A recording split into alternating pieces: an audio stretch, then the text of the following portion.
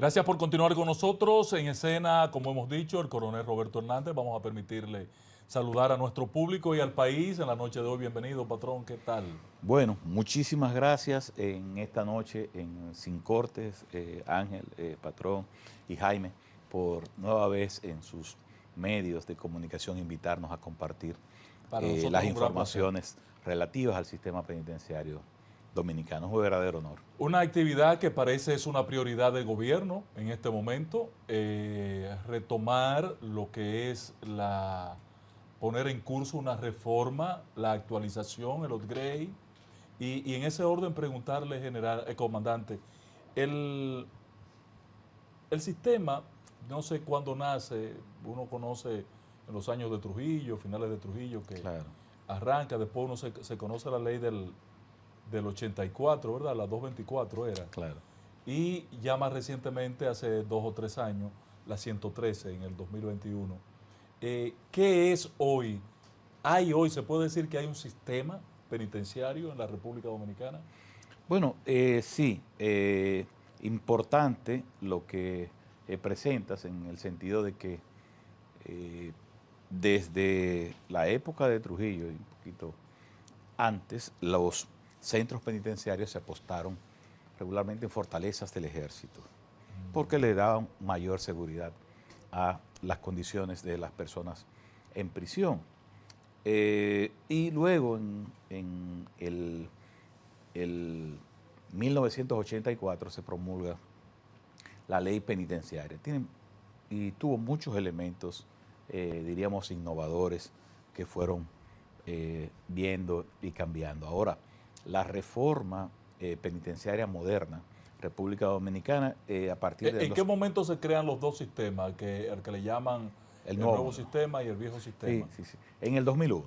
En el 2001. Ahí se ve la necesidad. Recuerdo que en aquel entonces era el presidente Hipólito Mejía y una entidad europea generó los apoyos, el PARME, los apoyos para, tanto en el sector justicia como en el sistema penitenciario, apoyar la reforma. Ahí iniciamos con el primer centro de corrección y rehabilitación, el CCR-1 en Puerto Plata, en la Fortaleza San Felipe de Puerto Plata. Ahí empezó a moverse todos los elementos de la reforma y que ha tenido, y no podemos dejar de plantearlo, sus avances y en algún momento cierto retroceso, porque no es aplicable solamente a nuestro país. Es la región que los sistemas penitenciarios necesitan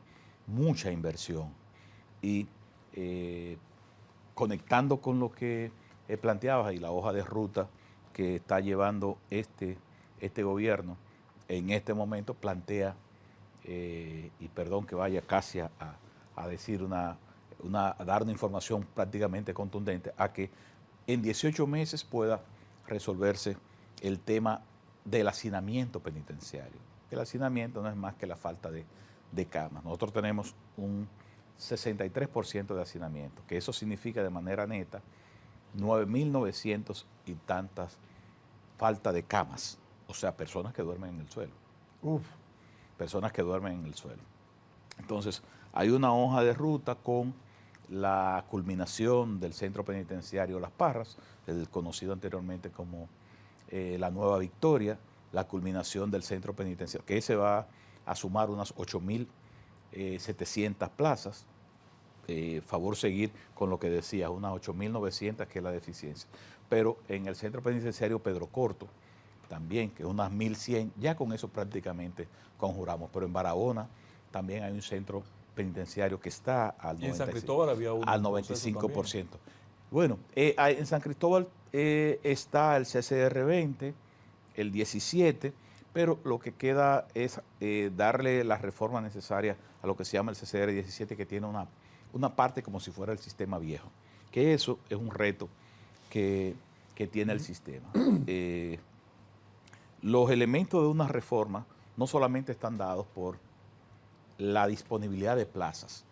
Es importante porque eso genera dignidad y las reglas mínimas, Mandela establece que cada persona que está en prisión debe tener un espacio digno, su ventilación y después los accesos a educación, a salud, a alimentación, a recreo, a trabajo digno. Y nosotros somos signatarios de esas reglas.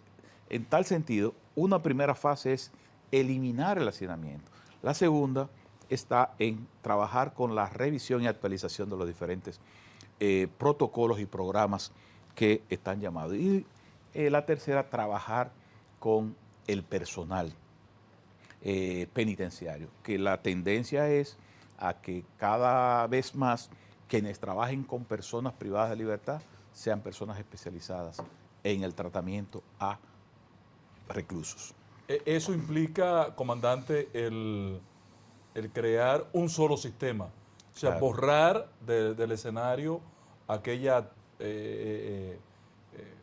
definición de que hay una parte de los presos en el viejo sistema y una parte de los presos en el nuevo sistema. Claro, bueno, de hecho, el mandato de la ley 113-21 unifica en un solo sistema y le llama dirección a lo que era la dirección de prisiones y al nuevo modelo penitenciario, lo unifica bajo un solo esquema de gestión y se llama Dirección General de Servicios Penitenciarios y Correccionales. Ahí hemos tenido el gran reto a partir de 2021, casi al final, porque se promulgó en abril del 2021 la ley 113, de poder trabajar con esas complejidades, de unificar sobre una gestión administrativa, operacional y de tratamiento un solo sistema. Eso es aquello del vino nuevo. Entonces, sobre ese proceso no es nada sencillo, pero ha representado un reto y lo hemos estado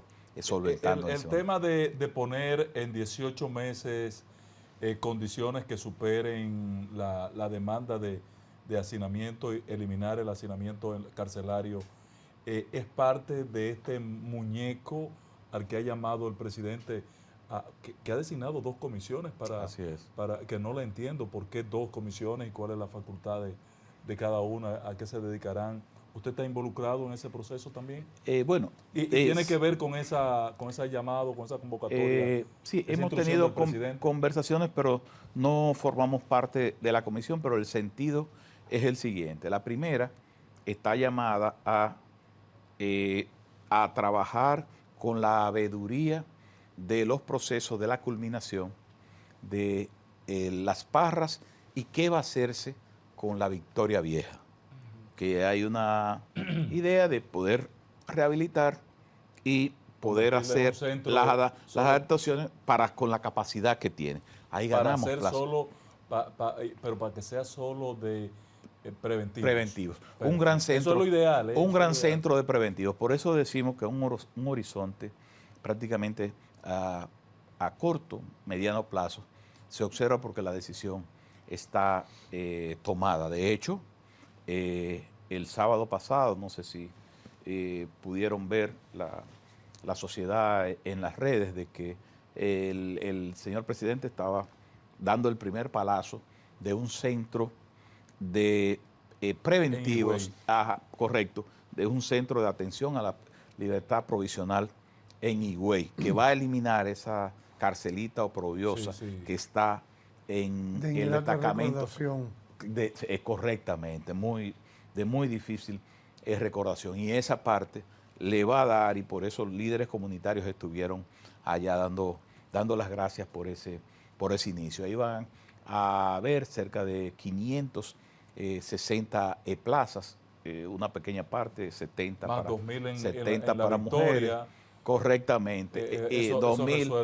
8.700 Las Parras, 1.100 en San Juan, en Pedro Corto, cerca de 500 en Barahona, la ampliación de casi 198 en San Pedro de Macorís, ya recibimos la ampliación de Elías Piña, hace ya cerca de un año. En fin, ya luego el plan de liquidación de las fortalezas, porque quiero dejar, son 44 centros penitenciarios más 6 del sistema de adolescentes. El sistema de adolescentes tiene 310 adolescentes en prisión. El resto tiene... de esas 44, ¿cuántas están en las fortalezas militares? Correcto. Ahí quedan 19 por reformar. El restante ya están en los centros reformados.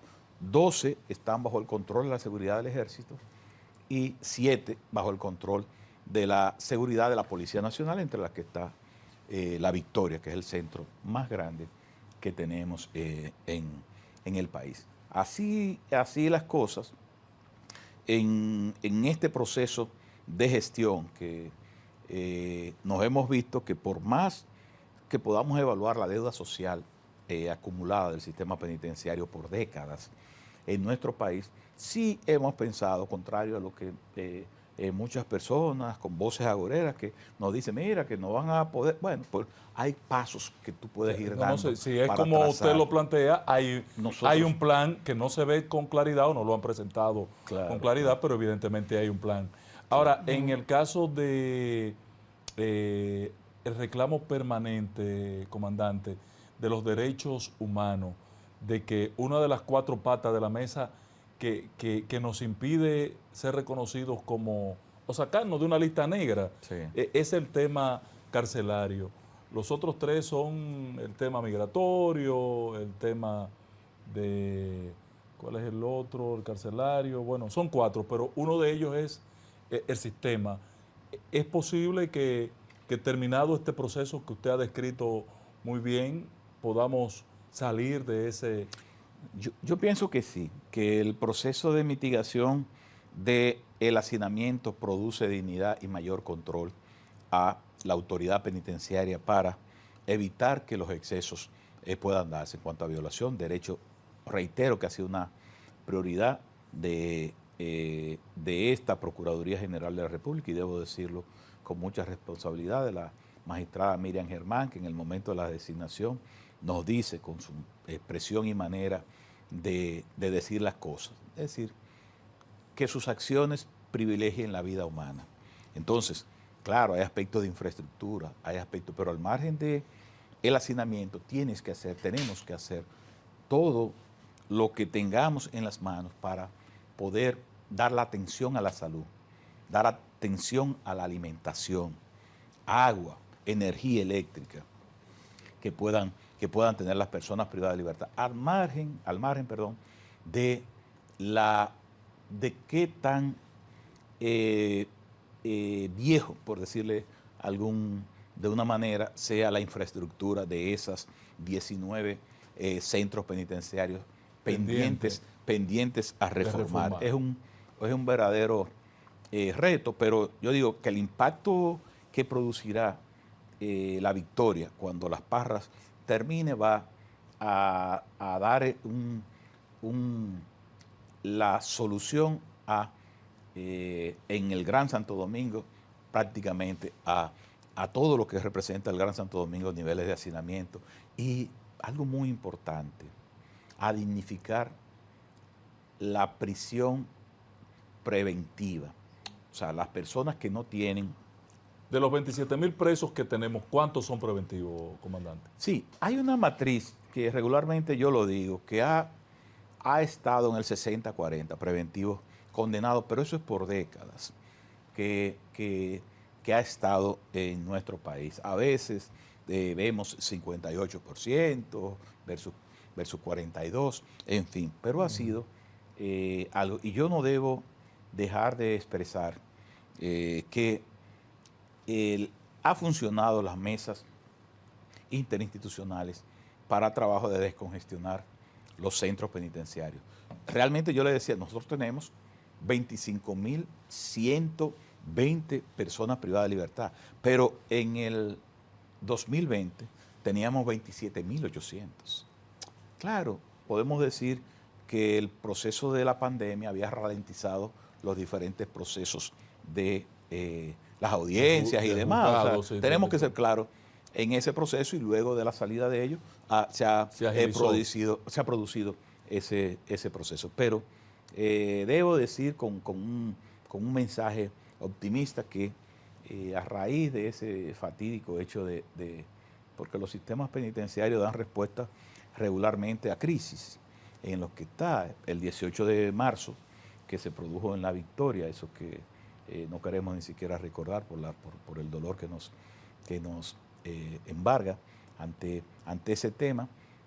Tanto Poder Judicial, Ministerio Público, Defensa Pública, Defensoría del Pueblo y otras organizaciones no gubernamentales han estado trabajando intensamente. Sí, para... el Defensor del Pueblo recientemente nos hizo un reconocimiento del esfuerzo que se hizo de manera conjunta en la parte de atención inmediata a la urgencia presentada y luego también a todo el proceso de más o menos trabajar que se respetara la dignidad de los allí trasladados a otros centros y reubicados. Sin entrar en la parte de los detalles, porque es de triste recordación, pero inmediatamente creamos un centro de comando y control, nos apoyó todos los organismos de emergencia y socorro del Estado, damos las gracias a todos, y se pudo mitigar que, si bien una muerte es mucho, pero de que pueda ser, pudo haber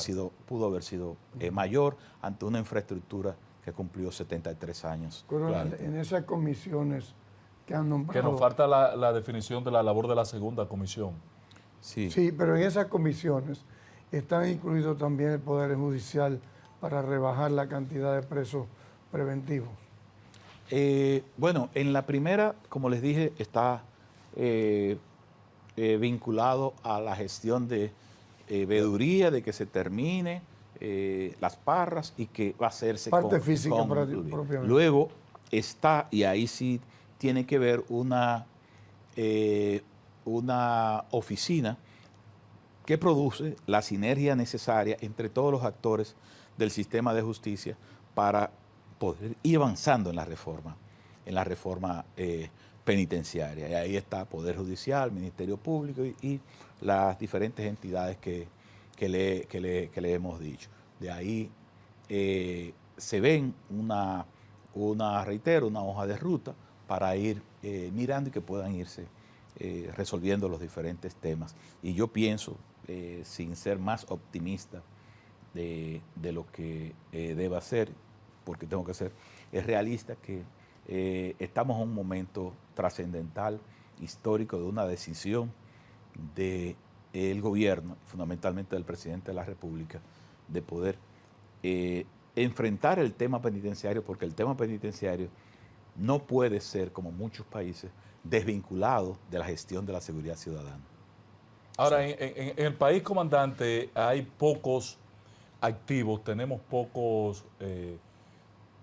personal con el expertise que usted tiene. Usted se ha preparado en un área muy específica y quisiera pensar que en su gestión se consagre la posibilidad de que el sistema penitenciario no solamente sea un almacén de presos, sino también la posibilidad, que yo sé que es la visión que usted ha querido implementar, de devolver a la sociedad personas en capacidad de reinsertarse. Claro. ¿Es posible realmente ese proceso?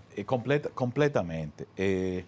La Constitución del 2010 constitucionalizó la finalidad de la reclusión de la pena.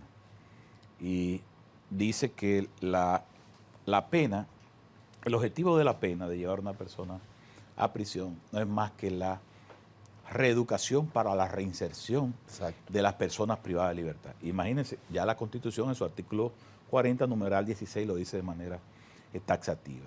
En tal sentido nos llama, no es que ni siquiera la ley 113 lo establezca, sino que la Constitución. En tal sentido que lo que debe ver la efectividad de un sistema penitenciario es el índice, cómo reducirlo, de reincidencia, que vaya siendo mínimo. Y tú tener niveles de personas que salieron, pero ya tienen oportunidad de que la sociedad los acoja y que ellos acojan a su sociedad, que puedan tener un medio de subsistencia que le permita ver e integrarse, porque la gran mayoría, claro, hay personas que están en prisiones con algunos problemas diríamos desde génesis, que también es necesario tratarlo, pero la gran mayoría son personas que tienen una segunda oportunidad, cometieron un error y en el mismo momento, segundos después, ya se arrepintieron. Y entonces ahí le toca, y es lo que tú tienes que ver y trabajar para poder hacer los diferentes programas de tratamiento penitenciario. O sea, que no se convierta la cárcel en una escuela de delincuentes. Claro, claro. De ahí que también se hace necesario tener centros penitenciarios más robustos, más seguros, con evitar que desde las cárceles esa pequeña parte que lo digo que pertenecen al crimen organizado sigan operando, como pasa en los grandes países de Latinoamérica. Sí, sí. Es un problema Entonces, la intención del plan es utilizar. Las bandas siguen operando, Claro. tienen una profesionalización y una red. Claro, claro. Pero ¿por qué no es posible, comandante, en el país? Yo sé que por ley usted tiene un mandato de facilitarle a los presos, Sí. a los recluidos, a los internos, una comunicación con el exterior vía telefónica. Claro. Pero ¿por qué el acceso a Internet con tanta facilidad que tienen los presos en la cárcel? Sí. ¿Y por qué también no tiene usted un mecanismo de que esa obligación de tener un contacto al exterior sea diferente que no sea un celular? Sí, es correcto. Esa es la gran oportunidad que tienen y la manera de gestión que tienen las principales cárceles del mundo. Pero yo quiero circunscribirme a Latinoamérica. El hecho de complicidades inclusive del personal para poder entrar. Hablo de todo tipo del personal, porque no hay manera de que llegue. El cine se nutre de esa experiencia. Perfecto. Permanentemente. De la permanentemente, experiencia de las pero en el esquema de abordaje a la hoja de ruta está el hecho de trabajar con tecnología a los fines de mitigar el tema de bloqueo de celulares y que la comunicación sea voz con equipos antivandálicos que puedan utilizarlo en los horarios regimentales, que puedan usarlo. Porque y no se pueden establecer cabinas de llamadas. Sí, de hecho en La Victoria se están dando de instalar 100 cabinas de llamadas, porque el tema en esa Victoria Vieja vamos a trabajar con... En la Victoria Vieja se están instalando. Sí. Excelente. Sí. En ese proceso de reinserción de los internos, comandante, he visto una labor en su gestión, en su administración, de alianza con universidades. Yo acabo de participar hace 2 semanas en Nagua, en un evento de la Universidad UAPA, donde se graduó personal penitenciario. ¿Qué facilidades le dan ustedes? ¿Bajo qué criterios lo hacen? ¿Cómo participan? Porque veo carreras importantes, no es nada más licenciado en qué sé yo qué, o cosas que se pueden hacer por teléfono. Sí, las tendencias que son entre derecho, psicología, administración, de las ciencias sociales, que regularmente ellos tienen las preferencias. Tenemos alianzas con UAPA, UTE, y cada año realizamos graduaciones, no solamente a nivel de grados, sino posgrados y maestrías, y personas que han hecho 2 y 3 carreras en las cárceles, asunto que nos llena de... Eso es con orgullo. las universidades, al margen de la parte operativa propia de la dirección del sistema carcelario, que tiene un propio sistema. Correcto. Y ahí vamos en el tema. Todas... Por ejemplo, mi mamá fue profesora en la escuela vocacional de Rafey durante mucho tiempo, y también trabajó en Moca. Sí, y todos los centros penitenciarios tienen lo que se llama un código de distrito educativo, y estamos hablando de la educación básica a través del MINER. Pero que también una gran mayoría, y el proceso va ascendente, tiene aulas y profesores del Infotep. Entonces, esa alianza, bueno, nosotros hace 1 año realizamos, y es continuo, realizamos una graduación de más de 5.000 personas privadas de libertad en cursos técnicos de Infotep, y ese proceso es permanente. Es permanente y continuo. Entiéndase que dije, tenemos profesores que están nombrados por el MINER y profesores de Infotep. que están para la formación técnica profesional. A la par de que también es parte de la terapia ocupacional a personas privadas de libertad que son profesionales, que son maestros, que como aporte a eso también pueden ellos colaborar con trabajar en la formación de sus pares como profesores. Y ellos tienen, y eso les sirve como presupuesto para cuando tengan su condicional. El sistema tiene... O sea, que ese mismo personal que se va preparando luego sirve de instructor internamente. Es correcto, profesor. es correcto. Si tiene la formación y la capacitación, porque eso se hace cuando llega a la etapa de observación. El esquema progresivo tiene 3 partes: observación, tratamiento y prueba. Cuando llega al centro penitenciario se ven todos los perfiles psicológicos, social, de arraigo, profesional, y muchos de ellos llegan y dicen, bueno, yo soy ingeniero o yo soy maestro, y en esa parte, luego de pasar la primera fase, ya cuando vas a destinarlo a una actividad productiva, ya ellos tienen, y eso le va sirviendo, reitero, para cuando llegue el caso de su libertad condicional, esto les sirva como presupuesto para poderlo apoyar. Vamos a tener un nuevo código penal, que hay diferentes modalidades de internamiento. Eso va a requerir también un personal más especializado en las cárceles del país. Por ejemplo, hay la modalidad de que una persona puede durante el día ir a su trabajo y en la noche ir a la cárcel, al internamiento. Eso va a requerir mayor personal y más especializado. Sí, es correcto, aunque la norma actual lo contempla y nosotros tenemos una cantidad que puede ser cerca de 200 a 300 que salen con permiso ¿sí? de los jueces de ejecución de la pena claro. a trabajar, porque ellos le han dado a trabajar en ferreterías, farmacias, nada que pueda tener algo que esté de bebidas y cosas de esta, ferretería, farmacias y demás. Ay, y entonces en la tarde llegan medio libre al centro, medio libre, que es... Pero ahora se va a ampliar. Y los fines de semana. Claro, porque esto es lo que tiene, sí, correctamente.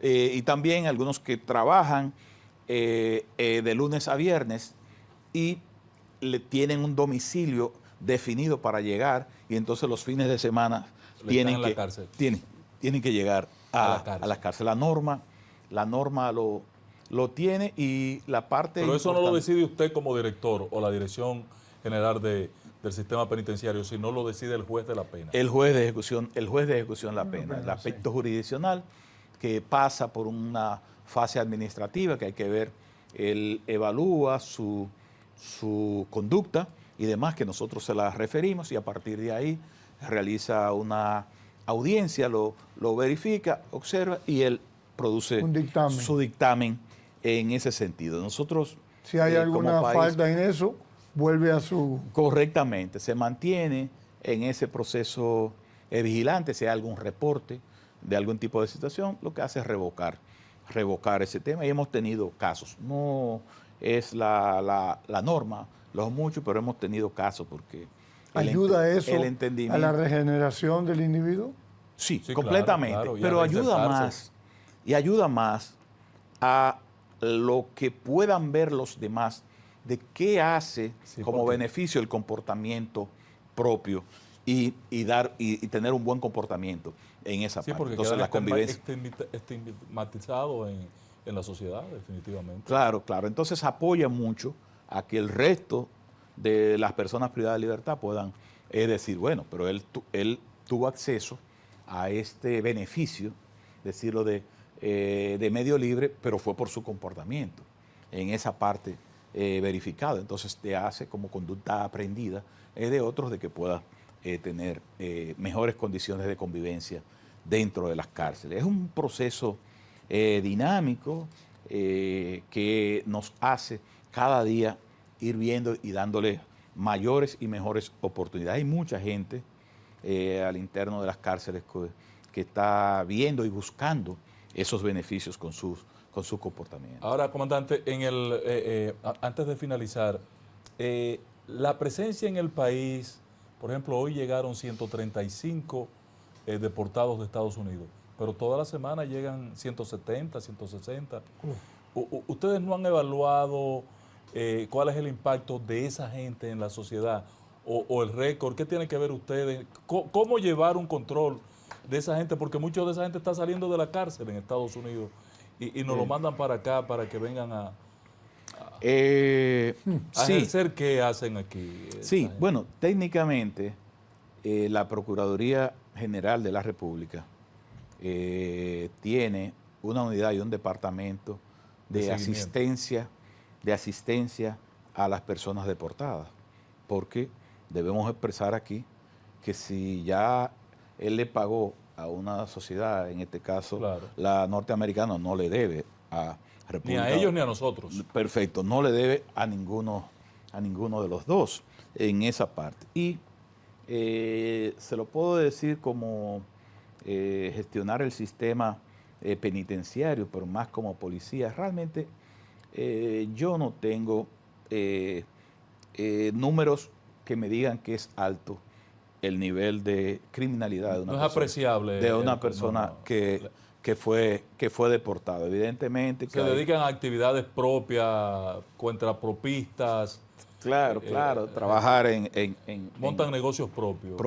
Trabajar en call centers y demás, porque sabe lo crudo que es el tema. Tienen dominio del idioma sí, también, sí, eso es una y ventaja. siempre sus temas de siempre querer volver, porque dejaron unos vínculos, unos vínculos allá y eso le genera esas situaciones. Pero yo le digo de manera, y eso es otra especialidad que no quiero, otro aspecto de enfoque que no quiero entrar porque no es mi materia de trabajo. Pero esa es la realidad. Comandante, finalmente, usted, que yo sé que ha sido un hombre de confianza de doña Miriam Germán en su gestión, le ha acompañado en una tarea complicada y difícil. Si fuera a destacar al término de este periodo constitucional, ¿cuál es el legado de usted, doña Miriam, en esta materia? Bueno, tal como ella lo planteó hace 3 semanas en un encuentro con directores de medios, es el enfoque de humanizar, darle prioridad a la persona humana en las cárceles. Nosotros hemos tenido, por ejemplo, para La Victoria, en un convenio con el Servicio Nacional de Salud, nos nombraron para La Victoria solamente 32 médicos de diferentes especialidades, pero acabamos la Procuraduría de nombrar para las otras cárceles médicos, 18 médicos generales para diferentes otras cárceles. No es suficiente todavía, pero esa prioridad de ese aspecto, por ejemplo, la comida no es un problema en la actualidad en el sistema penitenciario. Y no lo digo para intentar decirnos, mire, esa parte es verificable. Con un convenio, un acuerdo con el Comedores Económicos del Estado, todas las despensas de todas las cárceles están suplidas por el... Sí. Están suplidas. No hay ningún Paragonero, tipo de ese jefe de situación. ahí. Ahora, Sí. usted me dirá, tal vez los rubros, dieron tal día salami. Y al otro tal día dieron cosa, salami de nuevo, y la variedad, pero eso no depende de pero usted. la comida...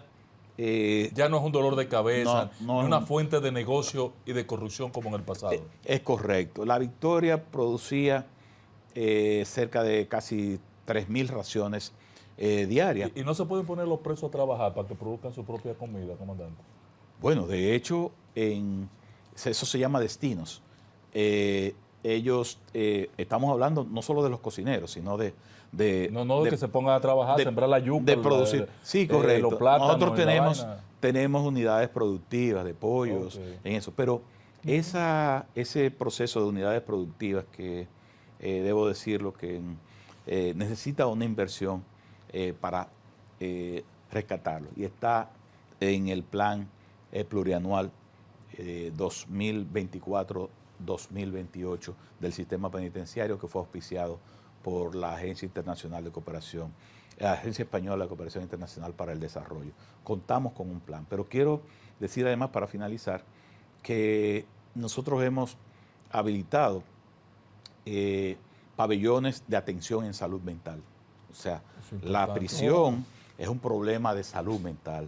Y entonces una persona con diagnósticos psiquiátricos, tal vez, Que de deben haber cualquier mucho en la tipo. cárcel. Sí, sí. Si nosotros tenemos actualmente 300, casi 400 diagnosticados, ¿verdad? Tengo que decir, casi 400 diagnosticados. Entonces hemos establecido pabellones regionales. La Victoria tiene uno Najayo Mujeres, tiene uno Najayo 17, vamos a abrir uno en San Pedro de Macorís, que regionalmente podemos, las personas que están diagnosticadas con el servicio de los medicamentos necesarios para podérselos ¿Tienen boticas allá? para podérselo. Sí, y si no, tenemos un fondo aprobado por la Procuradora desde hace más de un año que se lo Perfectamente compramos. suple. Ellos tienen, una gran mayoría tienen seguro médico y salud pública lo provee, pero el que está en indigencia, que es un proceso de evaluación social, tenemos que proveérselo y darle el seguimiento debido y eso se transparentiza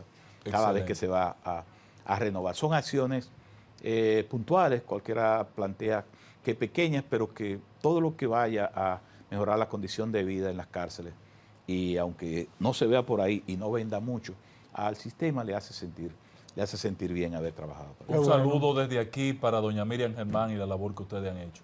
Yo he sido testigo, usted lo sabe, he dado seguimiento a la labor que ustedes han hecho y quería tener esta entrevista exactamente porque sé que ustedes tienen todo un prontuario de logros que presentarle a esta sociedad. Gracias, coronel, por estar con nosotros. Un gran placer, la verdad que nos distingue usted con tanta gentileza con que atiende nuestro llamado. Y muchas gracias, patrón. Muchas gracias, y Jaime. Roberto Hernández, director del Sistema Penitenciario y Carcelario de la República Dominicana. Creo que hay mucho por hacer, pero se ha avanzado. Se está caminando. Es una pena que los medios a veces opinen sin investigar, sin hurgar en la realidad de las cosas. A mí me consta que se ha avanzado y el esfuerzo es tangible. Gracias, comandante. Este espacio será siempre suyo. Muchísimas gracias. Vamos a una pausa y regresamos de inmediato a la parte final del espacio.